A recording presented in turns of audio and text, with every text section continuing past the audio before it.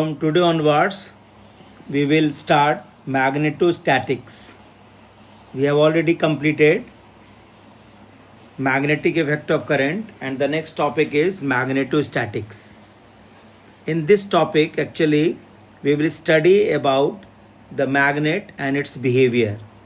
So let us start with Coulomb's law in magnetism. You all should know the magnetostatics is very similar to electrostatics. In electrostatics, we have discussed about the interaction between two charges. But here we have to discuss about the interaction between two poles.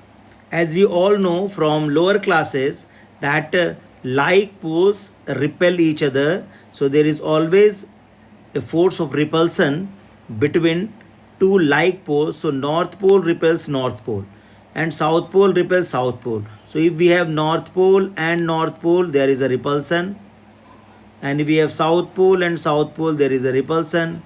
But if we have north pole and south pole, we have attraction. So like poles repel each other and unlike poles attract each other. Now likewise, the statement in the electrostatics that the two charges interact with a force, either force of attraction or force of repulsion, and the formula was given by Coulomb that force of attraction or repulsion between two charges, in that case here it is magnetic poles, is proportional to the product of pole strengths and inversely proportional to the square of the distance between them. So this is very similar to the Coulomb's law in electrostatics. In Coulomb's law in electrostatics, we are using charge Q1 and Q2. Here we are using as pole strength M1 and M2. So M1 and M2 are the pole strength, and if the two poles, hypothetical because monopoles are not possible, so if we think hypothetically and we have two poles separated by some distance r, then force of attraction or repulsion depends on this product of two pole strength, that is M1 M2, and inversely proportional square of the distance upon r square. So F is equal to now mu naught by 4 pi M1 M2 upon r square. So M1 and M2 are pole strength, that we have to remember always.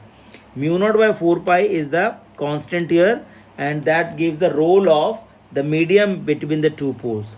So mu naught is permeability of vacuum air or free space. If we say mu is permeability of a medium, and there is a parameter or a term known as relative permeability, then this mu r can be written as mu upon mu naught. So mu is equal to mu naught mu r. So if you want to write the expression for any medium, force between two poles in a medium is mu by 4 pi M1 M2 by r square, and mu can be written as mu naught by mu r. So mu naught mu r upon 4 pi M1 M2 upon r square.